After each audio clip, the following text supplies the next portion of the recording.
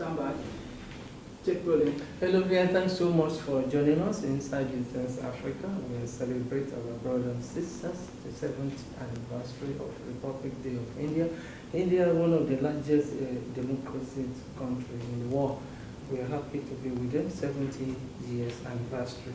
And before we take a message for the Indian High Commissioner and the Bossing of Flag, we want to hear the view of a Nigerian Felice, who has been the State Director of Sona Group of Industry, Nigeria Limited, and also the Group Chief Operating Officer of the company, Mr. Ashok, also spoke with us. So now we are with the chairman himself, who is our father here, and he has done so much for Nigerian economy to grow, and proudly made the Nigerian products coming from Sona Group of Industry. So thanks so much for joining us, sir. Thank you so much. And Happy New Year, sir. Happy New Year to you. Yes, sir, from the private sector operator perspective, how will you describe the relationship between Nigeria and India? I think India and Nigeria has a great background. And India, if you remember our Mahatma Gandhi, if you go back to the history, our Mahatma Gandhi, who started these so-called independent issues from South Africa, because he was also maltreated, he was also given the feeling that he's a slave because his skin is dark, unfortunately. But that woke his spirit up, and because of that reason today we see the fruits between India and Nigeria. In fact, whole Africa, if you see, the independence were only given after India. And India did encourage in every movement to African countries to be on their own. Today we see the fruits because of India. And not because of India, but because of humility. You have that you must consider that you're a free man. And you have a right to be a free man, because God made you free man. So in my opinion, I think relationship with India will continue to grow. Our Indian High Commission, our first secretaries, they always look for how do we help Nigeria and on the whole African countries. They keep on giving more loans, they keep on opening more avenue, they keep on opening new avenues to help, especially in agriculture area. You can see how much is growing, and Nigeria is growing. Nigeria is now becoming one of the superpower. If you see the way the population growth, market issues, plus the technology growing in Nigeria, to me, I think Nigeria will greatly benefit in the long term. But they have to continue on the same course of industrialization, which is what is the future of this country, in my opinion. Yes, sir. So what will you attribute the success of India entrepreneur in Nigeria? Yeah, I think you will see the benefit economically. You will see the benefit, as I mentioned, on industrialization. Industrialization, I would say, yes, I remember when we started industry, we used to have a few hundred people. Today we are looking at 6,000 last year, and we are now going to the mark of almost 10,000 people this year, because we are going in agriculture. We see the future of Nigeria is based on agriculture. You've got enormous land, not only enormous land, but you have got enormous resources. Resources are coming from agriculture, and you can create raw material whereby you don't have to import. We look at raw material, we look at every angle that we can use in Nigeria from food product. And I think Nigeria can survive in the long term. What about the contribution of Indian investors to social economic development of Nigeria? Indian investors are all out to see how they can give more technology to Nigeria. They also give training. But Indian government themselves are very also proactive. Proactive in terms of, let's say, you want to train army, you want to train some other personnel, you want to acknowledge and exchange the technologies. The technologies is the only area enlightening whereby you can grow more and you can help your country. And I think India will continue to support on that course. I believe. And there's no way we won't talk about the success story of Sona Group of Industries. Sona Group of Industries,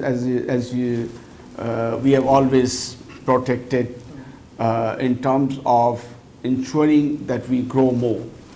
But whatever was happening in industrialization, today we are looking at more and more backward. More and more backward specifically comes on our basis of agriculture. India is providing us now technology on a hybrid. How do you create extra food from the same area, from the same plant? So we are looking at hybrid technologies into rice. We are looking at sorghum. We are looking at corn. We are looking at cassava. In fact, you'll be surprised that we have been able to get the technology now between cassava and sorghum to mix it and make food, make biscuits, make snacks. So we see that technology today will help Nigeria to be self-sufficient. And we are keen. In fact, I think we are duty bound to make sure that we are helping Nigeria. We are human beings. Yes. I think we are same human being. Yes. God has created us, so we are looking forward to see how we can help continuously. So, which contribution by your organization to foster the growth of strong relations between Nigeria and India? Which area do you think your company can be in? I think if you look at it, there are certain machineries India is producing on the technical know-how of Germany and Europe, and the same technologies we are able to get now from India, I would say less than 50% cost. So when you look at the cost implication, and because cost of finance is extraordinary, it does impact on your project. So cost is cheaper, obviously your payback period is more sustainable. Countries like Africa today is not easy to borrow the money, and they are very expensive. So you always have to be mindful of how you can reduce the cost to make sure public is able to survive with whatever little money they have. And what are the challenges do you face doing business in Nigeria? I think the major challenge always will remain with the policy of the government. If government believes that they are doing the right thing in terms of industrialization, I believe between Nigeria and India there are so many variants that they can adjust and they can become very big industrialized country. Nigeria today, if you look at it, is one of the largest country, and Nigeria's industries are on a larger scale. We are able to export because of larger scale, because we are able to reduce the cost.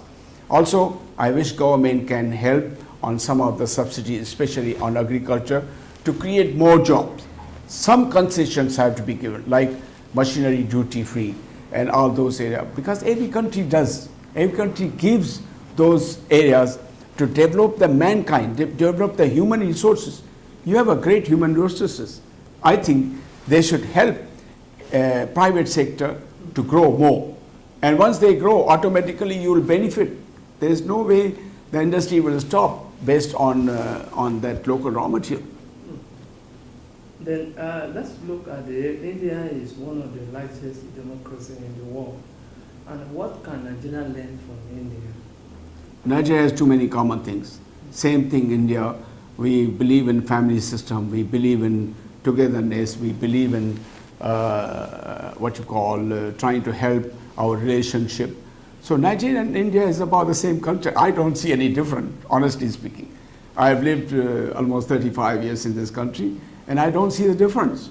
I see more and more related, and of course, a lot of Nigerians are going to India. They are learning a number of new technique, even in the industry, and they're coming back with a lot of knowledge.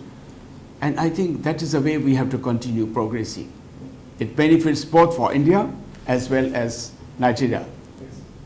In what way do you think Indo-Nigeria relationship could be further strengthened? Nigeria can develop further. Yes, they must have a bilateral trade. Indian High Commission, Nigerian government should work out some of the area where other cooperation. Indian government is very willing They are willing to give long-term loan, Exim Bank or other bank.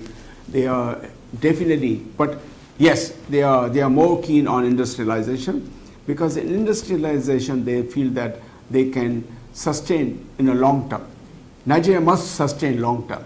So the benefit of Nigeria is based on their industrial policy and how they can grow private sector. And lastly, what is your message to the India High Commission, the Indian community in Nigeria, as we celebrate 7th Republic Day? India has come long way. 70 years, remember, 70 years is a long time to come through. And within 70 years, India has done tremendous progress. India is one of the strong economy today and continue to remain strong. And I believe by associating with Nigeria, they will continue to grow more and more. And so is Nigeria. Its benefits always two-sided. Yes. And I wish India very well. I wish India that India will do further progress and reduce what you call cost of living, etc., for people who wants to survive in the long term. We have a heavy competition. Yes. And in the world living today, technology is growing and more automation is coming. So I wish India great deal. Yes, for Indians to work with African countries and help them, that should be our duty. Well, and that's all we can take today. So we are now going back to Abuja for the